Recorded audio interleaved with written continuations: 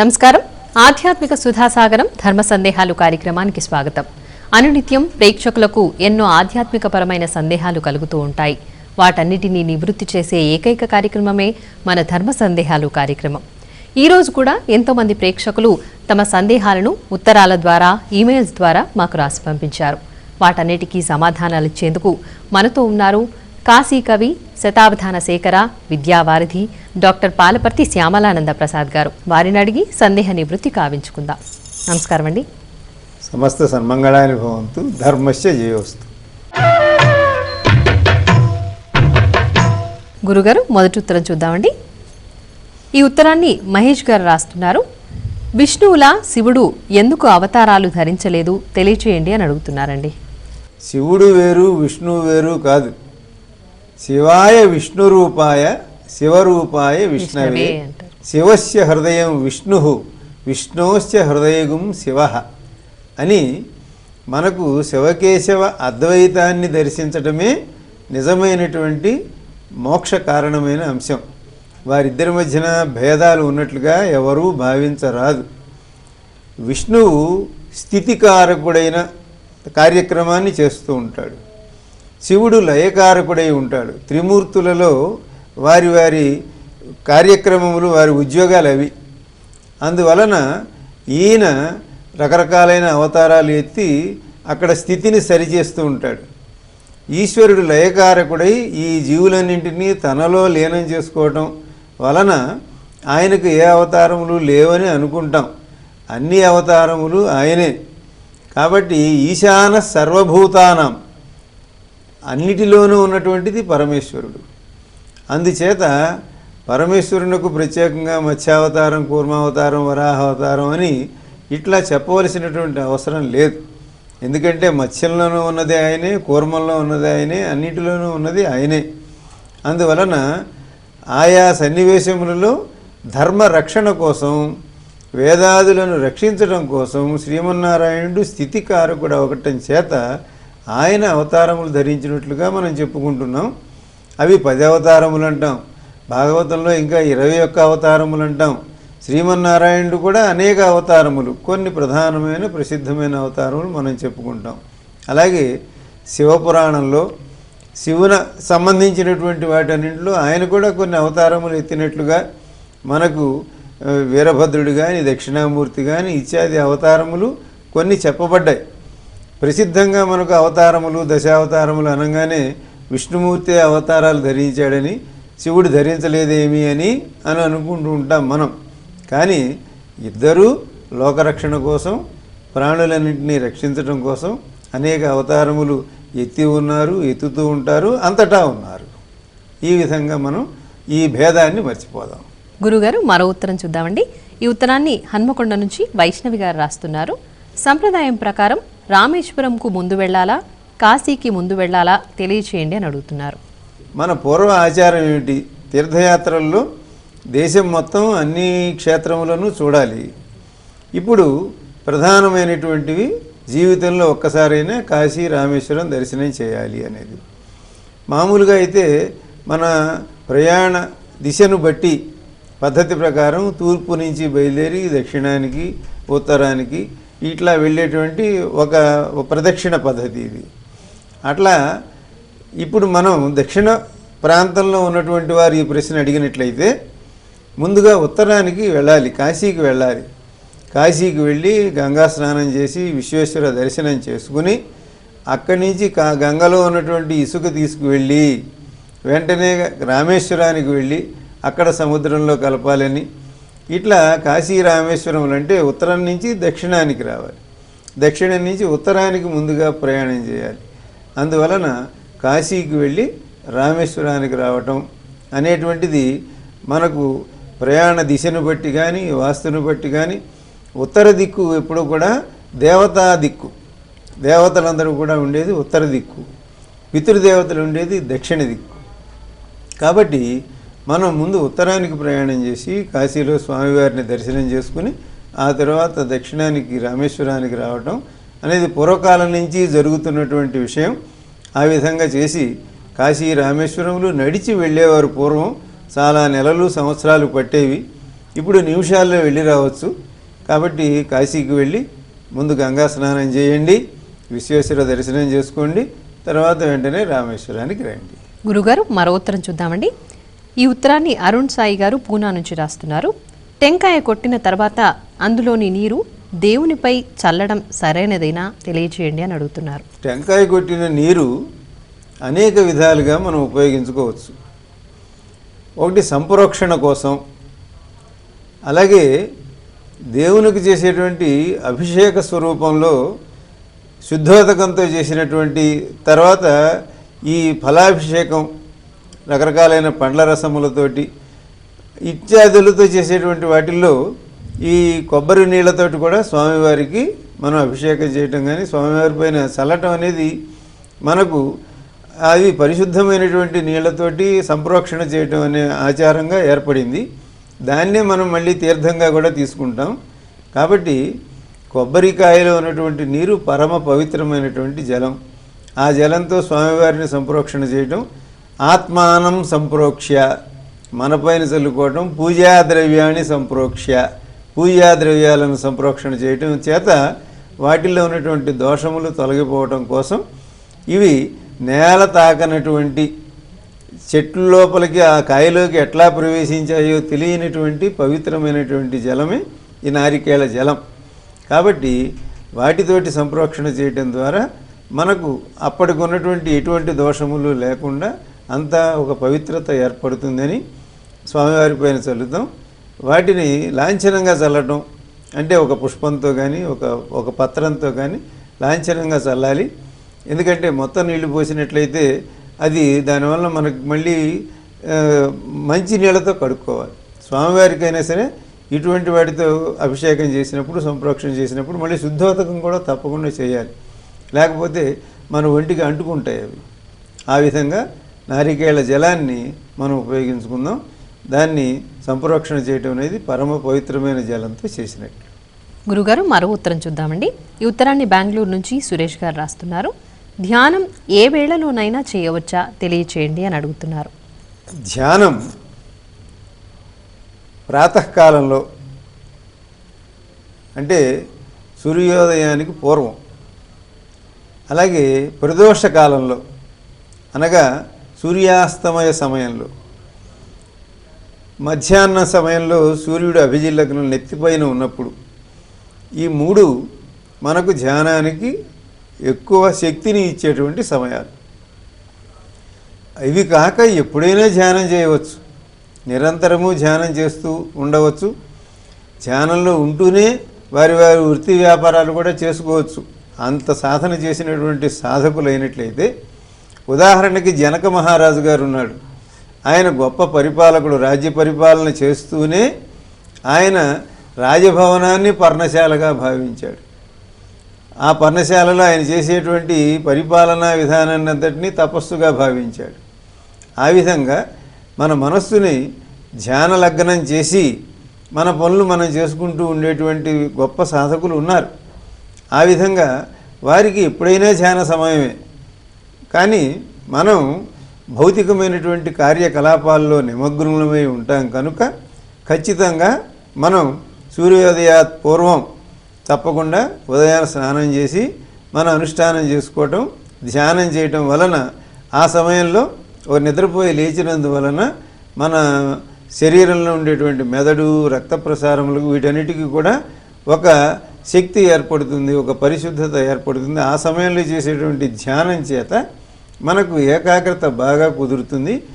ఏకాగ్రత కుదరటమే ధ్యానం యొక్క ప్రయోజనాన్ని, ఫలితాన్ని మనకు మన ఆజ్ఞాచక్రం నుంచి సహస్రార చక్రంలో మనకు తోచేటువంటి ఒక వెలుగు మన ఏకాగ్రత చేత మనకు ఫలితాన్ని, శక్తిని ఇస్తుంది.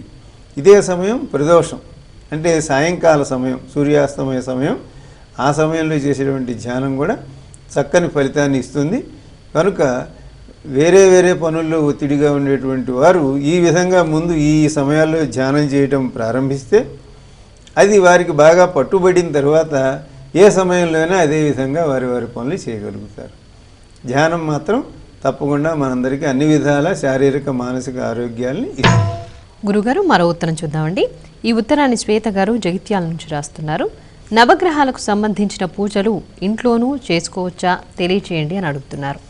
మన జాతకంలో అవి ఉన్న ప్రదేశాలను బట్టి అవి మనకి ఏ ఏ స్థానాల్లో ఉన్నాయి, ఉండటం వల్ల అది శత్రుస్థానమా, మిత్రస్థానమా, కళత్రస్థానమా, పుత్రస్థానమా ఇత్యాదుల కారణాలు మనకి మన జ్యోతిషంలో మనకు వచ్చేటువంటి ఫలితాలను బట్టి ఉంటాయి తప్ప గ్రహములు అన్నీ శుభగ్రహములే. అందువలన వీటన్నిటికీ మనం ఏ పనైనా ఒక పని చేసేటప్పుడు సంకల్పం చేసేటప్పుడు మనం నవానాం గ్రహాణం ఆనుకూల్య ఫలసిద్ధిరస్తు అని చెప్తూ ఉంటాం. కనుక 9 గ్రహాలు మనకు అనుకూలంగా ఉండాలి.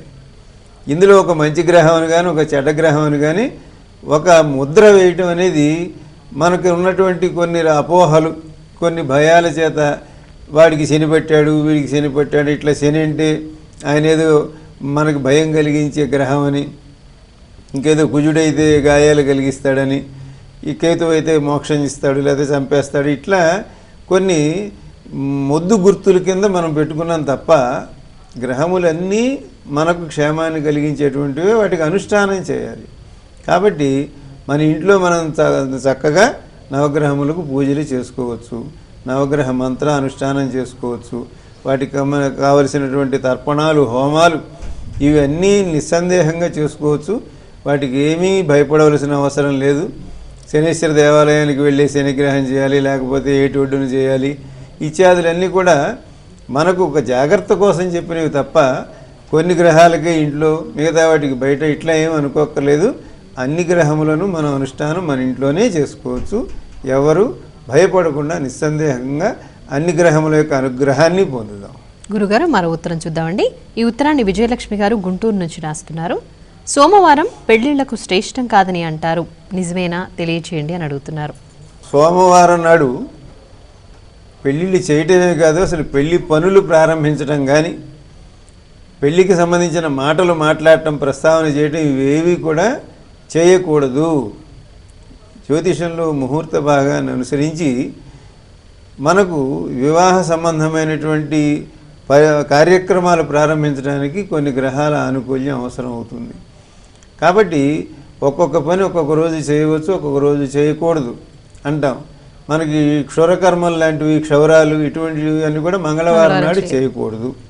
ఎందుకని అంటే కుజుని యొక్క ప్రభావం మంగళవారం రోజున ఎక్కువగా ఉంటుంది. అందుకనే ఆ వారానికి మంగళవారము అని పేరు పెట్టారు. మంగళుడు అంటే అంగారకుడు అనగా కుజుడు. కాబట్టి పొరపాటున ఏం జరిగినా ఆ రోజు గాయం అయ్యే అవకాశం ఉంటుంది.